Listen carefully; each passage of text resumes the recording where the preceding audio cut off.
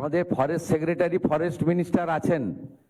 এই ঐতিহ্যশালী রথযাত্রা যেখানে হবে, আপনারা যদি সাপলিং অর্থাৎ গাছের চারা বিতরণের ক্যাম্প করতে পারেন খুব সুবিধা হয়। ফরেস্ট মিনিস্টার আছেন না, ফরেস্ট সেক্রেটারি আছেন মনীষ জৈন। আপনারা এই যে আমাদের 75টি বড় রথযাত্রা উৎসবে সরকারিভাবে ক্যাম্প করছে, আপনি সৌমিত্র মোহন মহোদয় মানে প্রধান সচিবের সঙ্গে কথা বলে ওখান থেকে যদি জনসাধারণের উদ্দেশ্যে কিছু চারা বিতরণ করেন, শুধু ইউসি চারা দেবেন না, ইউসি চারাটা দেবেন না, ওটা মাটির পক্ষে ক্ষতিকারক।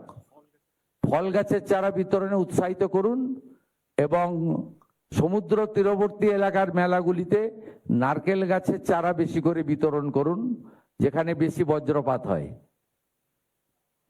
ব্যাপকভাবে করুন। আমরা তো 7,20,00,000 গাছ লাগাবো ঠিক করেছি। আগামীকাল আমাদের অরণ্য সপ্তাহ শুরু হবে। তা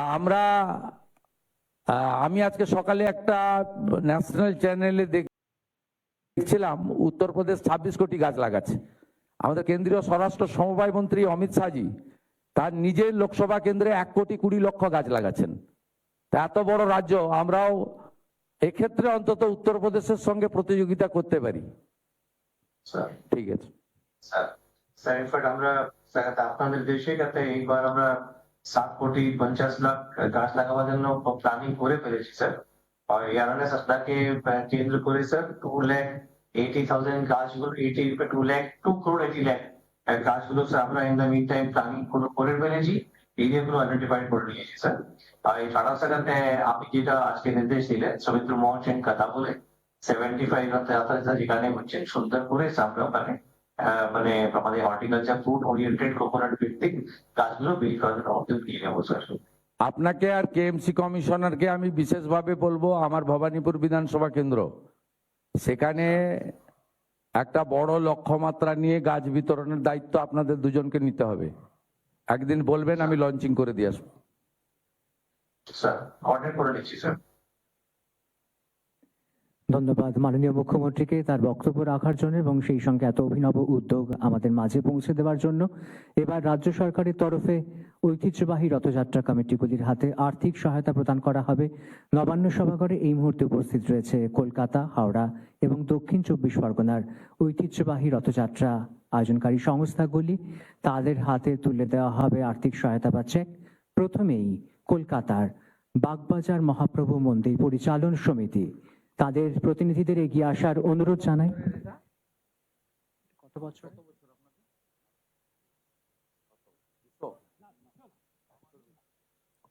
শতাধিক প্রাচীন এই রথযাত্রা কমিটি বাগবাজার মহাপ্রভু মন্দির পরিচালন সমিতির হাতে তুলে দেওয়া হলো আর্থিক সাহায্য রাজ্য সরকারের তরফে।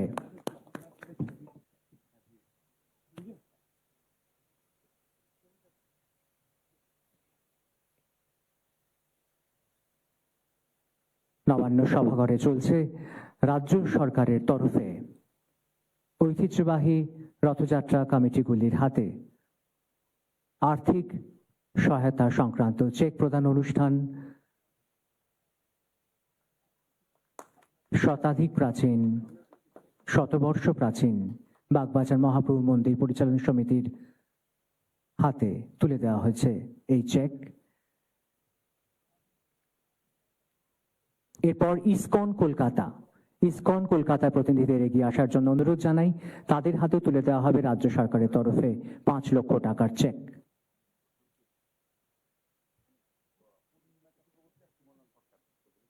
মাননীয় রাষ্ট্রমন্ত্রী এবং মাননীয় মন্ত্রী পূর্ণিমা চক্রবর্তী এবং সুমনা সরকার তুলে দিচ্ছেন এই চেক।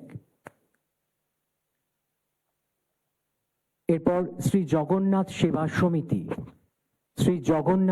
সমিতির প্রতিনিধিদের এগিয়ে আসার জন্য অনুরোধ জানাই।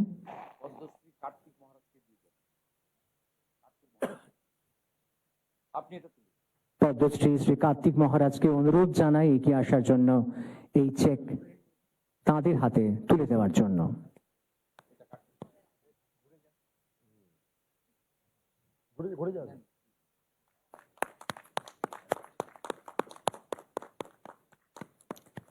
এরপর ভারত সেবাশ্রম সংঘ।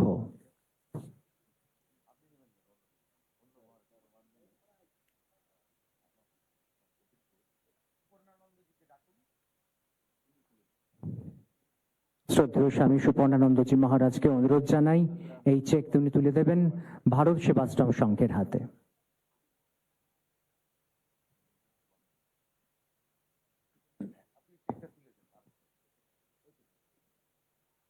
রাজ্য সরকারের তরফে তুলে দেওয়া হচ্ছে এই আর্থিক সহায়তা। নানা ধরনের কন্টেন্ট দেখার জন্য লাইক করুন, শেয়ার করুন আমাদের ফেসবুক পেজ, সাবস্ক্রাইব করুন আমাদের ইউটিউব চ্যানেল। পাশাপাশি অন্যান্য ব্রেকিং নিউজের জন্য অবশ্যই চোখ রাখুন রিপাবলিক বাংলায়।